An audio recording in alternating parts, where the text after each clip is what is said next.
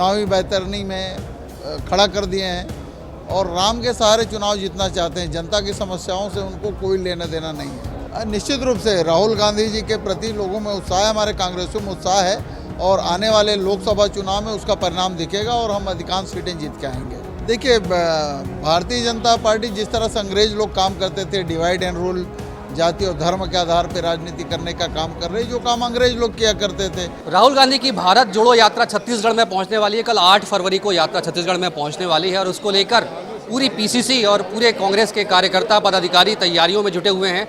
रायगढ़ की बात करूं तो रायगढ़ में तमाम पीसीसी के जो दिग्गज नेता हैं, पूर्व मंत्री, विधायक सहित यहां पे पहुंचे हुए हैं और लगातार तैयारियों का जायजा ले रहे हैं। ये दावा किया जा रहा है कि राहुल की यात्रा आने वाले लोकसभा चुनाव को लेकर मील का पत्थर साबित होगी।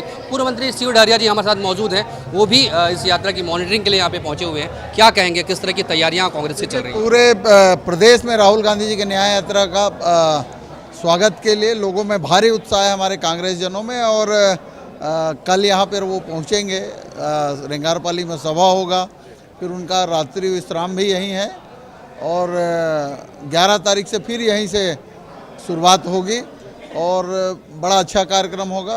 और निश्चित रूप से भारतीय जनता पार्टी की सरकार जिस तरह से केंद्र में काम कर रही है, जितने वादे किए थे, घोषणा किए थे, कोई पूरा नहीं किया और भगवान राम तक को चुनावी बैतरनी में खड़ा कर दिए हैं और राम के सहारे चुनाव जीतना चाहते हैं। जनता की समस्याओं से उनको कोई लेना देना नहीं है। इसलिए राहुल गांधी जी हमारे देश की जनता के न्याय के लिए, संविधान की रक्षा के लिए यात्रा कर रहे हैं।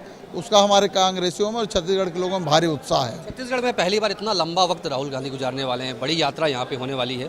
किस तरह से ये मील का पत्थर आने वाले चुनाव में साबित होगी? निश्चित रूप से राहुल गांधी जी के प्रति लोगों में उत्साह है, हमारे कांग्रेसियों में उत्साह है और आने वाले लोकसभा चुनाव में उसका परिणाम दिखेगा और हम अधिकांश सीटें जीत के आएंगे। जब से ये यात्रा शुरू हुई है, मणिपुर की हम बात करें, लगातार व्यवधान पर व्यवधान उत्पन्न किए जा रहे हैं। छत्तीसगढ़ में भी अब कल यात्रा आने वाली है और 5 दिनों तक रहेगी।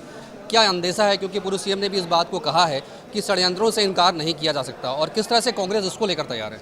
देखिए, भारतीय जनता पार्टी जिस तरह से अंग्रेज लोग काम करते थे, डिवाइड एंड रूल, जाति और धर्म के आधार पर राजनीति करने का काम कर रही है, जो काम अंग्रेज लोग किया करते थे, आज वही कर रहे हैं।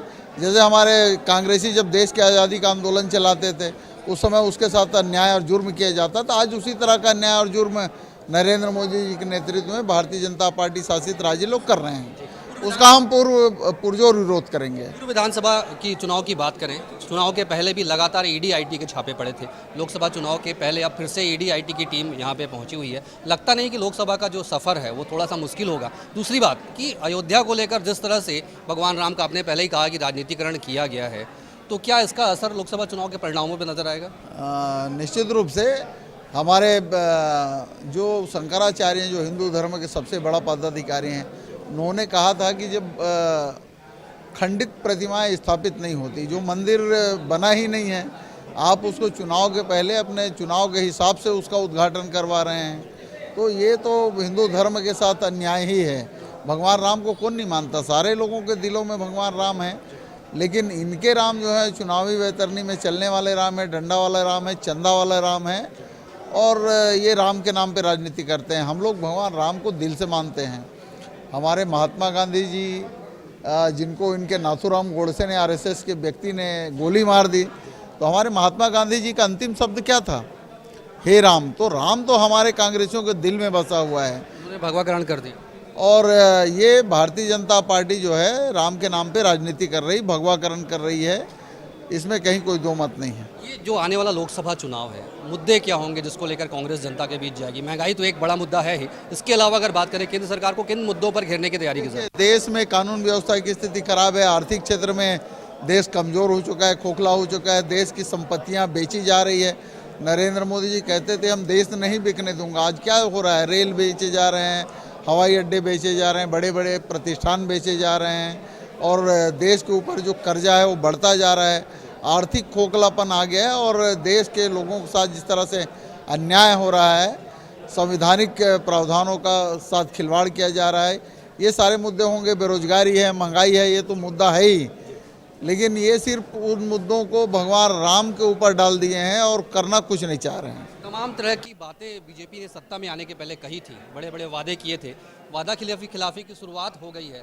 हर योजनाओं में कहीं ना कहीं देरी की जा रही, चाहे धान की बात करें, महतारी वंदन अभी लोकसभा चुनाव के कारण घोषणा की गई है, उज्ज्वला पर अभी तक फैसला होना बाकी है। क्यों इस तरह की देरी हो रही? क्या वादा खिलाफी एक बड़ा मुद्दा होगा? निश्चित रूप से भारतीय जनता पार्टी की सरकार ने जो चुनाव के समय वादे किए थे उन वादों को पूरा नहीं किया। पहले भी आप देख लीजिए, इतिहास रहा है 2003 में, 2008 में, 2013 में जो घोषणाएं किए थे उनको पूरा उन लोगों ने नहीं किया।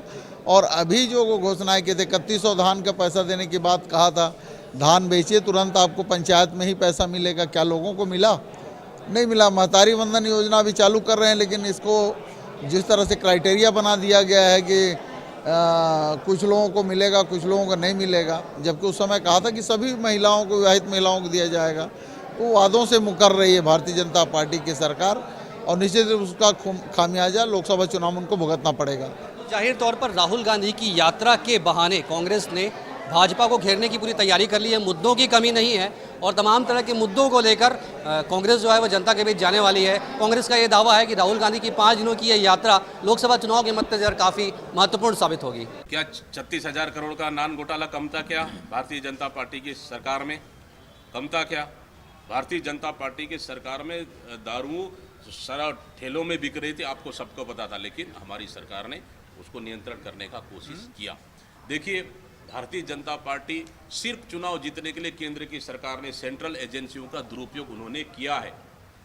ईडी, सीबीआई, आईटी, लगातार आज भी रेड मिला। क्या मिला उनके पास? कुछ नहीं मिला। आज भी अगर हिसाब मांग ले, वो हिसाब देने को तैयार नहीं है कि इनके यहाँ रेड हुआ इतने करोड़ मिला, इनके यहाँ रेड हुआ इतने करोड़ मिला। आज भी उनके पास कोई हिसाब किताब नहीं है। सिर्फ चुनाव जीतने के लिए हमारी सरकार को बदनाम करने के लिए उन्होंने कोशिश किया और आज भी लोकसभा चुनाव को देखते हुए लगातार हमारे पूर्व मंत्रियों के ऊपर टारगेट किया जा रहा है। मैं समझता हूं कि बदनाम करो और चुनाव जीतो, ये रणनीति के साथ भारतीय जनता पार्टी की सरकार है। अगर जांच कराना है, हम 15 साल का लिस्ट हम दे देंगे भारतीय जनता पार्टी की सरकार को। हम ये राज्य सरकार को भी दे देंगे, केंद्र सरकार को भी दे देंगे। अगर हिम्मत है उनमें, वो 15 साल की घोटालों का जाँच करना है तो हम लिस्ट देने को तैयार है।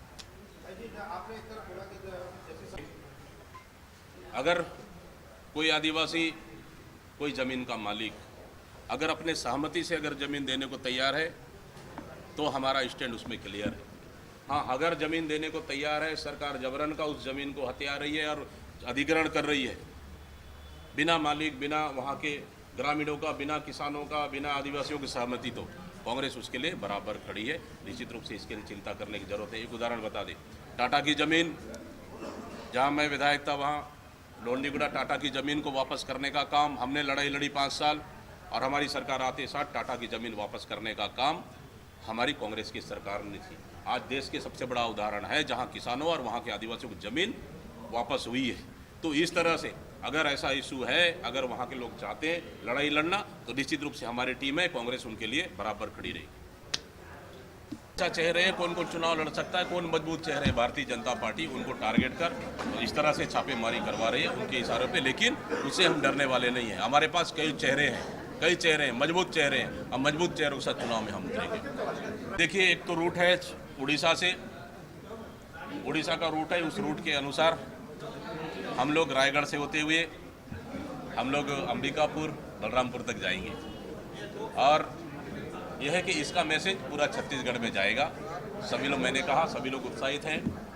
सभी लोग पूरे प्रदेश के बस्तर से लेके अन्य पूरे क्षेत्रों से सभी लोग इस नई यात्रा में शामिल हो रहे हैं और इसका उत्साह कहीं ना कहीं छत्तीसगढ़ में, पूरे प्रदेश में अच्छा माहौल, वातावरण बनेगा। कैमरामैन जितेंद्र सोनी के साथ अविनाश पाठक, IB24 रायगढ़।